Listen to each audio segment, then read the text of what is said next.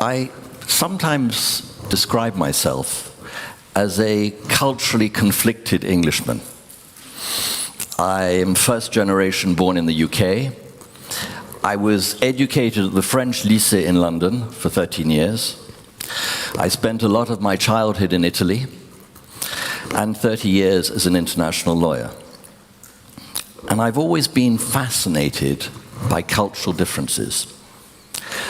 But I think it was arriving in New York as a 21-year-old student that I got my first taste of the oxymoron I'd like to share with you today. Global village. Not global village in the way brilliantly described by Marshall McLuhan when he predicted the internet in the 1960s, but more as a word that we use, an expression we use a lot now. My New York experience was not momentous, but it left a huge effect on me. I spent my first day walking the streets in awe. The word awesome had not yet become fashionable. And at the end of the day, I decided to take a cab to have dinner with some family friends. I knew about cabs. I'd taken cabs in London. And so I got into the cab, and in my very English, polite, maybe apologetic way, I said to the cab driver, "Good afternoon. Do you think you could possibly take me to?" And I read him the address on the piece of paper. He looked around. His eyes had gone funny at this stage. His brain was clearly working overtime. His answer was unforgettable. "Sonny, do you want to go or don't you want to go?" Well, of course, at this stage, I was confused because I did want to go, because I was expected for dinner. But I thought for many days and many hours about that encounter. Rude, confused. Was it me? Was it him? And it made me realize for the first time how very different we all are and how differently we communicate. That "Sonny, do you want to go or don't you want to go?" was followed by many other examples during my career as a young and not so young lawyer. I remember as a very young lawyer negotiating with the Japanese. And I went back to the office very proud. "They agreed to everything," I said. And my boss looked at me and said, "Peter, are you sure?" "Oh, yes." They kept on saying yes. And he explained to me, of course, that yes meant that they had heard me, not that they agreed. I realized with my Dutch and my German and some of my American clients that directness doesn't necessarily mean rudeness, a bit like my cab driver in New York. And I also, of course, learned that the English really do talk in a code that nobody understands. I could cite many examples if we had time, but one of them always reminds me of the Italian who, when he was told by an Englishman that the Englishman was slightly disappointed by something the Italian said, the Italian said, "Why did he even mention it?" I explained that slightly disappointed in English meant extremely angry, and probably you will never be forgiven. I learned about negotiations and the fact that displays of emotion, of anger, don't necessarily mean that a deal is off, even walking out of a room. I learned about time. Now, I'm one of these people who, if I have a conference call at 8:30, because I'm what's called monochronic, I will dial in at 8:26, just in case the password doesn't work the first time. Some cultures don't do that. Some cultures, time is, how shall I put it, a guideline. The world won't end if the meeting starts 20 minutes late. Relax. What are you getting so excited about? I also learned about lunches and negotiations, and that in some cultures, a long lunch, in the Middle East, in France, for example, can be an integral part of a negotiation. And I always remember a Frenchman who once said that when his New York colleagues suggested that they have a working lunch with a sandwich, he actually felt physically sick. I learned about the use of silence in Finland. I'm still learning every day. You see, my belief is that the idea that there's a global village is a myth. There is no single village. There are many villages on our globe. We talk about global warming, global economy, global crisis, global communication, but village life, village culture still rules. I don't make any value judgment when I say that, but I do believe that we have to stop believing in the quasi-mythical powers of globalization. And we have to start remembering how very, very easy it is to misunderstand each other. We live in paradoxical times. And what I call the 21st century paradox has got two pillars to it. The first is the dominance of English, certainly in the world of commerce, as the lingua franca of the world. The second is our unrelenting and total reliance on digital communication. Both of those lead to what's called a cross-cultural dilemma. The belief that because English is spoken so much, and because it's so easy to communicate, that we really do understand each other. But we sit in boardrooms, Brits, Americans, Chinese, Russians, French, often negotiating English. Do we always understand each other? Often not. We interpret subjectively. We jump to conclusions.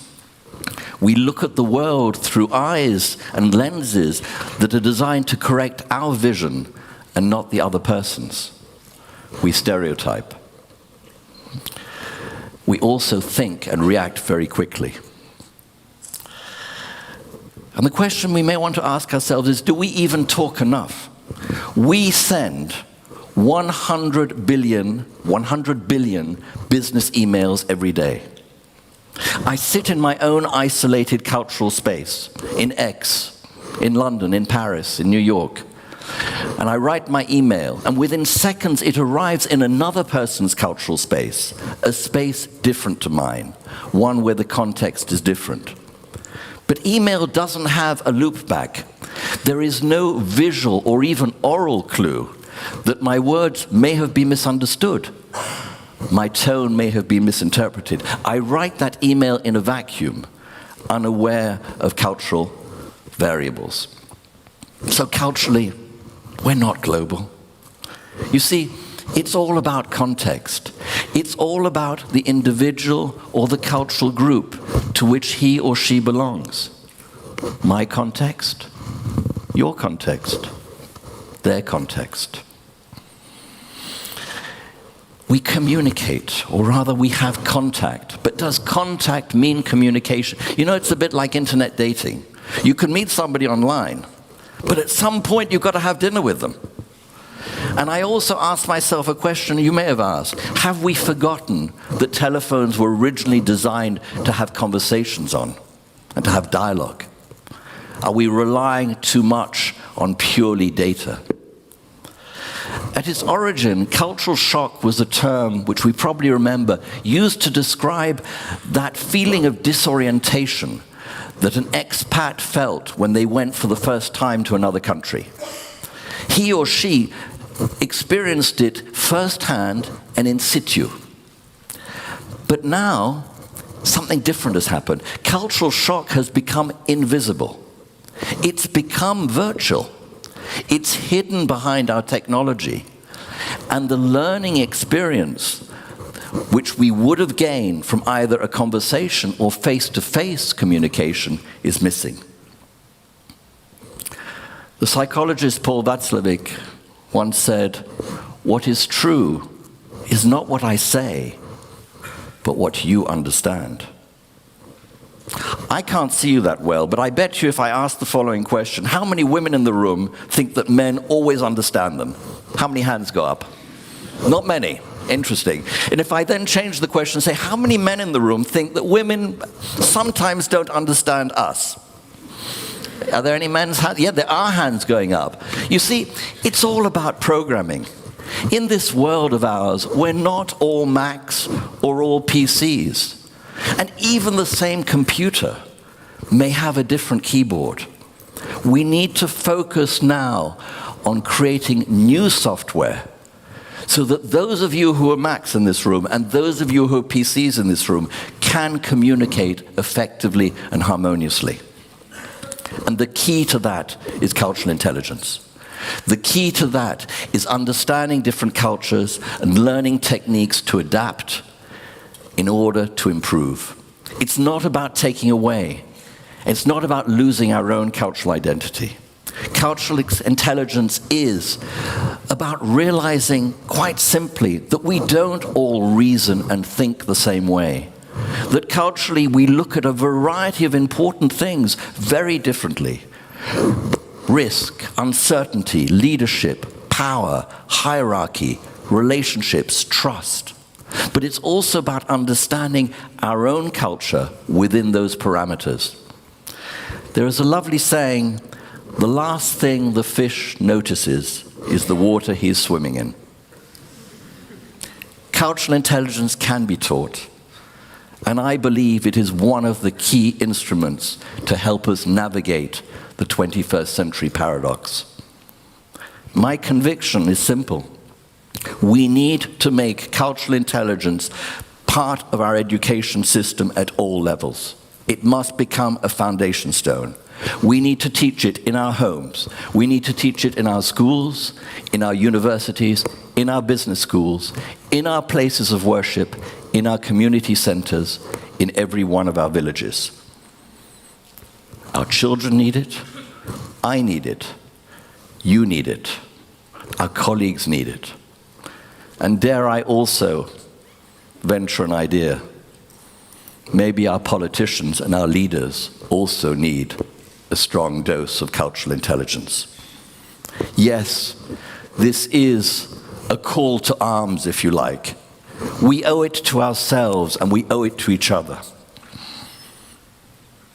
You know, the dreamer in me believes that if we make cultural intelligence teaching at all levels part of the education system, we may combat bigotry a bit more and increase tolerance. Who knows? But at least, let's make it part of our daily interactions. The French writer Antoine de Saint-Exupéry said something beautiful.